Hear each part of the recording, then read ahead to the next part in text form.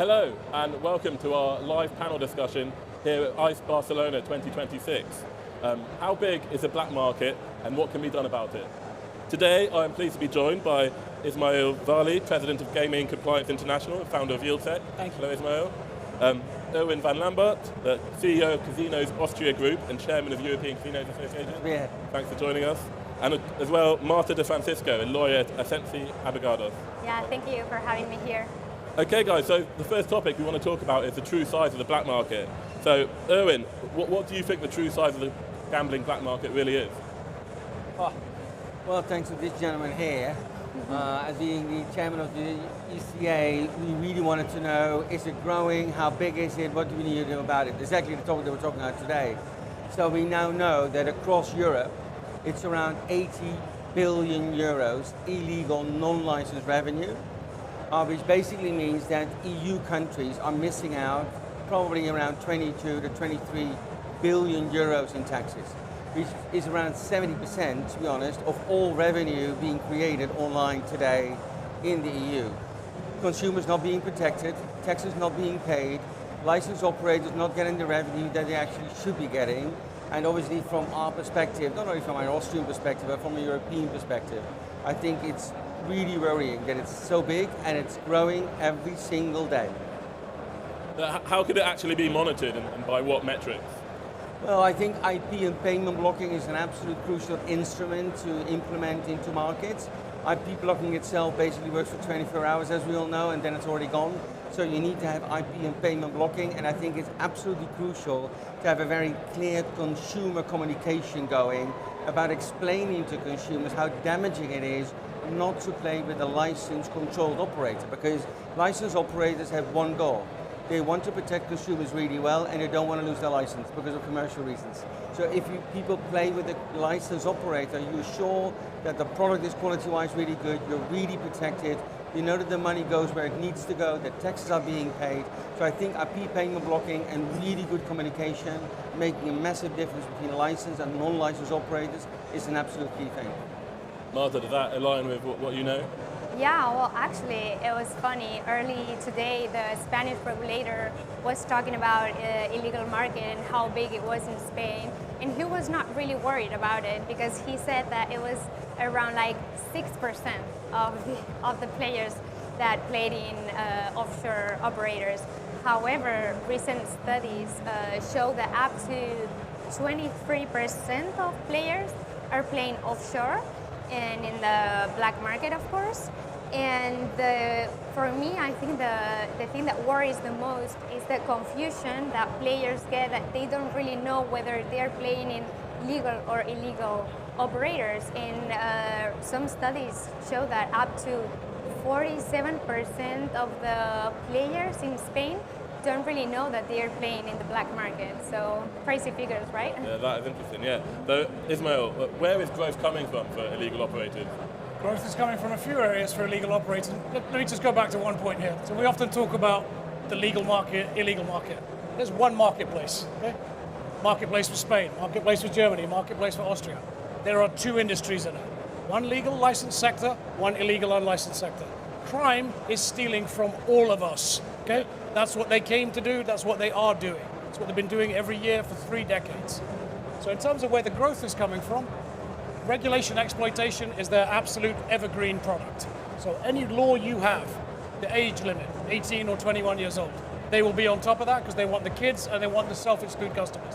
What's coming next for them is basically everything you bring in on deposit criteria, KYC, responsible gaming. All of these are opportunities for crime. That's regulation exploitation. That's the main plank in the illegal gaming business model. Okay? The next area will be events and cultural situation. So this year we're in another year of gambling without gaps. So there is no gap in the calendar this year for most of the world, apart from North America, not that interested in soccer. So even though the World Cup will be there this year, what you'll be focused on this year is every single week you'll be able to bet on top flight international soccer right now with CONCACAF and the Premier League, all of the leagues in Europe, and that's going to carry on through June and July with the World Cup, and then it goes straight into the new seasons in August. So that's a big calendar for them this year. The other breakout product for illegal gambling this year is illegal streaming. Illegal streaming of sports and of movies and TV shows. Okay? So what illegal gambling is looking for is how do we monetize the great relationship they built up during the pandemic, this era of the gamification of everything? Illegal gambling went to illegal streaming in 2020 and 21. Why? They went there because there was no professional sports and all the illegal sports books had no product to offer betting on. So they went to illegal streaming and went, we can provide you product, snail racing, kids basketball, guys in Pakistan playing cricket matches saying that they're India versus Pakistan, but it's just 5 guys versus 5 guys. Wow. But we're filming it in the old stadiums that weren't being used during the pandemic. Yeah. So what they learned then, this love affair and this dark nexus between illegal gambling and illegal streaming was, we can give you any kind of content and we can watch it convert. Because even if it's nonsense content, people will click on it on social media and then I can cross-sell you from that content into illegal gambling casino, into illegal gambling poker, and I will make 20, 30, 40% margin from you. So the big products this year, illegal streaming is the breakout product to watch out for, because this will be one of the first World Cups where FIFA have just licensed the rights to legal gambling companies. Do you think that means illegal gambling doesn't notice it? Of course they notice it. They will be all over it. Yeah. Okay, so what does GCI YieldSec hear from clients across operations, regulation and law enforcement? What are the problem areas in dealing with the illegal sector that you've seen? It's not just one problem, illegal gambling, it's many problems. What does crime do with the money it makes from illegal gambling? More crime. Okay, so there will be more and more problems coming to your borders within the gaming sector, within the economic sector as well. And the whole point of this, why was YieldSec established? When GCI acquired my business in November 2025, I said it was the same task with a different mask, basically. For me, it's still about defeating unregulated gambling and allowing regulated, legal gambling to provide the benefit it should to commerce, community, consumers. That's the whole point for me. The mission hasn't changed whatsoever. So for us with clients, it's basically getting every legal stakeholder client to a place where the revenues you should earn benefit your commerce. The taxation and community benefit you should provide with excluded children, excluded self-admitted problem gamblers should be excluded. You should also be able to provide consumer benefit because it's a fair, safe, sustainable industry that is demanded and desired by consumers. But how are we fulfilling that when we see crime every day in plain sight in our marketplaces and we do nothing as communities to get rid of it? Yeah, this is very interesting. I think if I may add, I think it's a very good point, right? So there is not a non-legal market. There's only one market which is licensed, controlled, and regulated, right? And I think very often we have some kind of a strange economical discussion about it because then people are saying, you have illegal, and some companies are non-licensed operators, but they're licensed somewhere else. It's very simple. At least in Europe, it's very clear. You need a license in each country to be able and allowed to operate. And if you do not have a license, you don't offer your product. Either you try to get a license, or if the government decides differently, you can't. It's simply what it is. And there's no reason to say, no, but I'm going to do it anyway. I mean, if you're going to say, yeah, but I need to be at home earlier because otherwise my wife's going to be angry, and I hit a red light, I still get a fine. Yeah. And it's my problem that I left my office too late. So it's very, very clear. There's no in the middle. It's either red or it's green. You have a license or you don't. So there's basically one market, and that market is well regulated, and that's good for the consumer for the long run, but also for the long run. I was about to say that what Ismail was talking about it is very interesting because yesterday the Spanish regulator was talking about how operators have these they really need to find and to look for those players that are like regular players that play for fun, and the other players are bad players.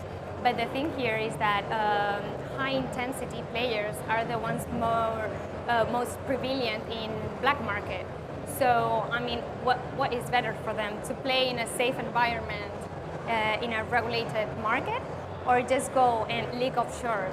So, I mean, these type of players, they are not going to stop playing. No. Right? So it was funny for me to see how the Spanish regulator was telling the operators like, no, these are not your players, we don't care about them. And it's exactly who you care about because you want to be safe playing.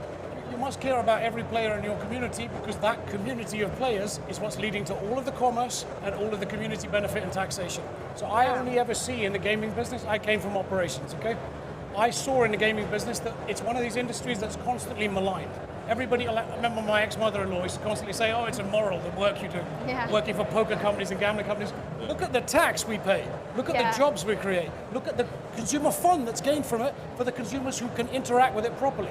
When you allow crime in, and all of us did unknowingly, because we all thought 20 years ago, if we basically legalize and regulate this thing, it will take care of itself. The legal business will out, customers will all flock to the ones who can advertise on TV, who can sponsor sports teams and the rest of it. And that is not what happened. What happened was crime went, we are not giving up the revenue that we had, and we are not rolling up our tents and leaving. We own this business and we want it for the future. So there is a dark connection to illegal and regulated gaming, and you must stamp it out to control those marketplaces. And as Owen said, it's every jurisdiction gets to decide its own destiny. So if I want in Austria this model, you can have that model, but you must monitor, police, enforce and optimize to protect that model and protect your audience. And commerce, community, consumer benefit. All of those things are worth billions of dollars a year. So if you're looking at what's going on in Europe, 80 billion a year stolen by crime. In America, $67 billion a year stolen by crime. In the UK, £500 million a year stolen by crime. So you add that up globally, you're looking at hundreds of billions of dollars over 3 decades now. It's unacceptable to have a crime story that big in plain sight, and yet we do nothing. Yeah. Exactly. I would say on the contrary, so there is something being done, taxes are being increased. So existing operators in many European countries now are being faced by higher taxes. To be honest, as an inhabitant of Europe, I understand that certain countries have certain deficits and financial needs. We all understand that. We all know that we have geological problems that basically increases the NATO norm. So we need money for that. I totally understand that. And our industry needs to pay taxes to contribute to that as well. Completely fine. From all our taxes, hospitals, roads, defences being paid, and that's completely fine. The problem is though, that we now know that in Europe alone, it's an 80 billion euro market and we're losing our 22 to 23 billion euro in taxes. And you're taxing the existing licensed professional operators instead of very easily finding it somewhere else. There's something wrong with this picture. It's just weird. And it doesn't make any sense. I'm not saying I don't want to pay taxes, because every company needs to pay taxes. We as well. You might even agree upon a high percentage. I'm not very happy with it for my shareholders, but I would understand that. But you should try to get it somewhere else and not from the licensed operators, because we do protect the consumers. And another point I think is that a lot of countries are now actually taking a lot of measures when it comes to advertising and sponsoring, which basically gives a completely open field to all the illegals to flourish even further, because they do not have restrictions on bonuses, they do not have restrictions on Meta. And for example, Meta is an issue as well, because they're accepting a lot of advertising for illegal gambling offers, and that's just a bad thing. So it's not only that we're not attacking the criminals, like Ismail just explained, it's also that on the other side, at the same time of the medal, the existing licensed professional good guys, like all of us, are being put under pressure as well. And that's a very unhealthy and a very dangerous situation, I would say. Look, there's one other example I'd give here. I spoke yesterday in my speech about how American online gaming is just diving off a cliff into the abyss, basically. I said we live in a twilight world.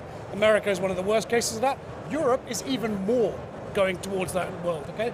In America, we started in 2023 with 105 legal licensed gambling operators, okay? 105 for 30 states that have sports betting, 7 that have casino, okay? So it's a weird patchwork quilt. Obviously, crime's gonna be interested in that opportunity. Yeah. By 2024, that's dropped to 95. Okay, there's some movement.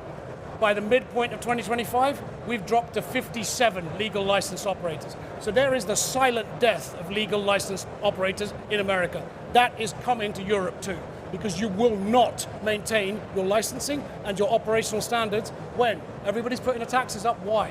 Because they aren't making the money they should. So if the governments are saying put taxes up, that's a very clear indicator of nobody's making the revenue they should. So you're not getting paid the tax you should, which means the consumers are getting screwed too. Yeah. And that means crime has made a home in your country. You need to change it. So people are doing something about some forms of illegal gambling. Let's try and block the payments. Let's talk to Visa and MasterCard. Let's talk to Facebook. It's not enough because you all need to work together across the entire ecosystem. Otherwise, change doesn't happen, and what's happening in America now will come to your country. It will come. Yeah. Marta, I was going to ask, like, looking at the players, so at what point does regulation become like a real hindrance to the players, I think? Well, I believe that it becomes a real hindrance when there is this advertising advantage for illegal operators. The Spanish operator just faced these really strict these restrictions in advertising, which makes it really hard for them to advertise and to communicate to players like this is a safe place. On the other hand, the illegal operators are all over the internet. They have these Meta, Facebook advertising, and of course, if you're a person that don't really know about .com or .es in Spain, which is the legal domain, you just click what appears first, right? So the algorithm is just about what, not what is legal or illegal, and not what it's licensed or unlicensed. They just have it all. Yeah. So looking at how the black market and regulated markets kind of like coexist as such, I know you said there's one market, but are you seeing the black market grow for any particular reason? Marta, again, like what's happening in the regulated sector to cause offshore leakage? Well, I mean, I don't want to sound repetitive, but I think the regulation is really unfair for the legal operators, and they are just seeing the illegal market growth, and it's not fair. So they are facing all these restrictions and limitations, and actually the operator needs to work with the regulator to just like be on the same path, and it's very important to have this channelization, you know? So the main point here is that players are going to keep playing. So this leads to offshore if the attractiveness of the legal market is low, and the illegal operators just offer these great bonuses and great promotions and are all over the social media and Telegram channel, which is crazy. Telegram, I mean, wow. And legal operators just can do nothing, cannot compete with them. Yeah. What Marta said there is, again, is price, product, and promotion. So if you look at legal versus illegal on that price, product, and promotion, prices. If I don't pay tax, best price. If I am unrestricted in any way about the products I can offer, because I'll offer predictor market bets on when Barbara Streisand will die, which is a real bet out there. Barbara Streisand is a saint, by the way. So you shouldn't be offering that bet. Glad we all agree on that. So you shouldn't be offering that bet, but illegal predictor market platforms will offer that bet. They offered like 2024, 25, Christmas and New Year. Leading predictor market bet on celebrity Deadpools was this one. Biggie and Tupac, the rappers, will be resurrected along with Jesus Christ on New Year's Day. People were buying that bet just to put it on their social media feeds because it was funny, and their real lives aren't as interesting as that bet was. Okay? So then there's a promotional piece. We've got all kinds of restrictions around advertising on football shirts now, advertising on billboards, advertising around schools, for example. Illegal gambling doesn't need to listen to any of that stuff because when they do illegal streaming of La Liga, Bundesliga, Premier League, international games at the World Cup, they repaint all the logos on the shirts. So there's no McDonald's and Ford branding on the World Cup illegal streaming version. There's illegal gambling advertising there. So price, product, and promotion, as Marta said here, illegal gambling wins every time. And they don't need to pay any taxes, don't obey any rules. The only area where illegal gambling doesn't have a benefit is they don't necessarily have land-based resorts. But maybe that's coming soon too if we don't put a stop to the crime online, because what does crime do when it makes money? More crime. And you see, what's very interesting, I think, to my personal opinion, is that very often it was said that if you liberalize the market, your problem will be solved, which we now see after certain markets in Europe being open, we see that it's not the case. The Netherlands is a very good example. So the Netherlands was liberalized. I think there are about 30 licenses being given out now. But because of all the restrictions and the way that it's being dealt with over the last few years, today in 25, around half of the online revenue is now illegal again. And they had a penalization of over 80% 2 years ago. So it is a really complicated subject that really I always say you need to find the perfect balance, which we all know finding a perfect balance is always very complicated. Yeah. But it is really important, and I'm completely with Ismail, we really need to work together. Law enforcement, regulators, the industry, the operators, the suppliers, who, if we really take our industry really seriously, and I think we do, we're very, very proud to work in this industry, and a lot of talents are very proud to work in our industry, we really need to work together to really find the golden key to unlock really taking care of this, because it needs to happen. You mentioned there about perfect balance. I often use an example of the Jenga tower. So the bricks that we play in the pub, that kind of game, Yeah. you can pull bricks out of that. Start seeing the online gaming marketplace, the ecosystem, like those Jenga bricks. So if you start saying, okay, I'm going to increase taxes, you're pulling out one of those bricks. You say I'm going to restrict like they did in Belgium. Belgium had a whole series of these bricks being pulled out between 2020 and 2025. So Belgium went from increased taxes. Then they said no cross-sell. You can't go from sportsbook to casino. This business is built on cross-sell. I know that having been an operator. If you say that I need a separate sportsbook and casino, now, and you can't share the databases, you've taken out 2 more bricks. You also then stop all the advertising. A whole bunch of new bricks come out. Where does the Belgian marketplace go? 2020, 85% legal. 2025, 15% legal. Wow. So you literally turned that thing on its head. And you basically went, okay, we're still in charge. That regulation is basically going, yes, you can regulate however you want in a marketplace. That's up to politicians, lawmakers, and the regulators. Run your market your way. It is Burger King when it comes to that. Have it your way, okay? However, if you have not removed crime, you are basically grafting a legal business on top of an illegally dominated marketplace. They will still get their share, and they will grow at the same time as the legal business initially grows. And that's what you're seeing in America and Europe right now. You have failed because crime hasn't been removed. And I am not saying it's anybody's fault. Crime brought this to our marketplaces. Blame them. But let's work together to defeat them. Yeah. But when regulation shifts, Ismail, how exactly does the black market react to it? They are clearly organised well enough to react to this stuff, right? They hear that regulation changing and it's opportunity knocks. Yeah. It's like, how do I get advantage of this? So in any country where they're saying we're going to increase the age limit for gambling from 18 to 19 to 20 to 25, say hello to more children gambling. That's all that's going to happen. Wow. So they will offer it. They're the one-stop shop everywhere you go because that's their business. And what they understood clearly during the pandemic was, we like the gambling business. Why? Crime used to love the gambling business for one reason: money laundering. They now love the gambling business because of money, period. Okay? Yeah. They want to be in everything, and also they understand that when you are dead as a customer, when you have no more money left to gamble, well, now I'll sell you financial loans. Now I'll sell you cheap mortgages and all this other nonsense. Yeah. So they'll find a way of getting data to mean more money for them. So there is a much longer tail on a gambling recruited customer than any other product in the world for crime. So they will find another way to monetize you. So don't look at this as the control of, they just came for the gambling. They came for the audience. That's it.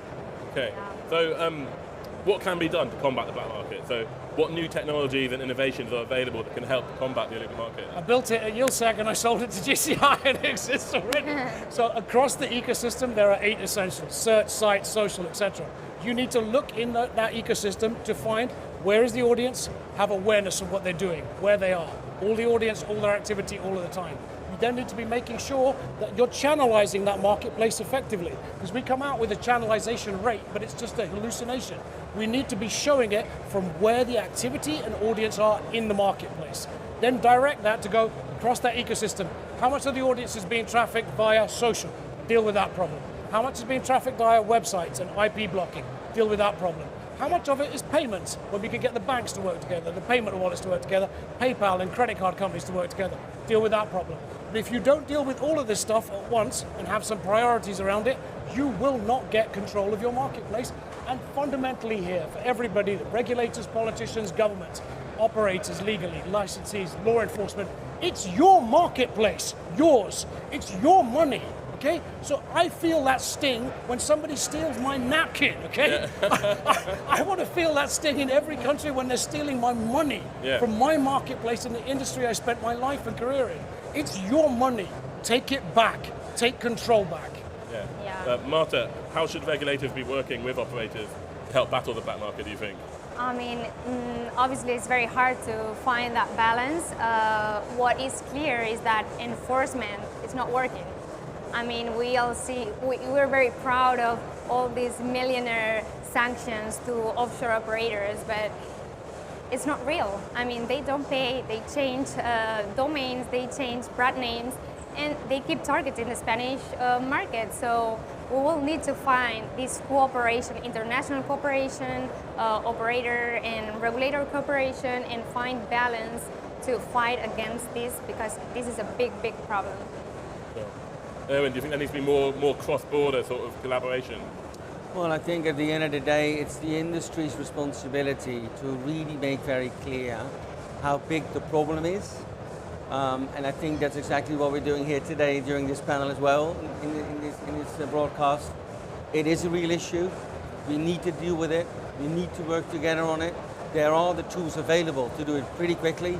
There is payment blocking. There is payment blocking in place. We can actually talk to Meta, and there is penalties and consequences for everybody offering illegal products. Let's make that happen. Let's make the industry even better. But it's really important that regulators, politicians, and law enforcement knows. That's exactly what we're doing here today. Yeah. What do you think legal operators can do to build trust and keep the customers away from the illegal option? Very easily. First of all, whatever we offer always needs to be perfect. We need to follow the rules, we need to take our consumers really seriously, and we need to protect our business and our consumers by that really, really well. And I think that's the proof of basically separating the good guys and the bad guys. And it's our obligation to explain very clearly what the problem is, how big it is. And I think for a very long time, also because it's in the internet, as we all know, what you can't see, you think it doesn't exist. It does exist, it's massive, and there are tools to fix it. Okay, we've got time for one last question. Ismail, I'll give it to you.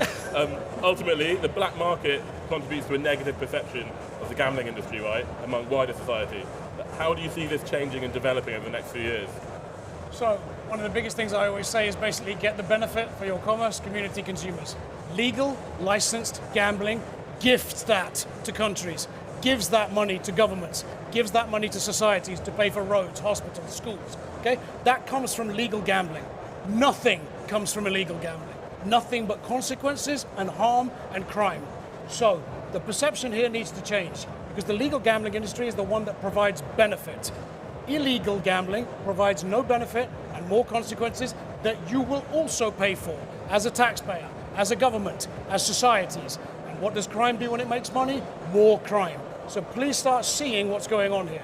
This is somebody who came to steal your things from your country and abuse your audiences, abuse and toxify your children. So get control of your marketplaces by working together across that ecosystem.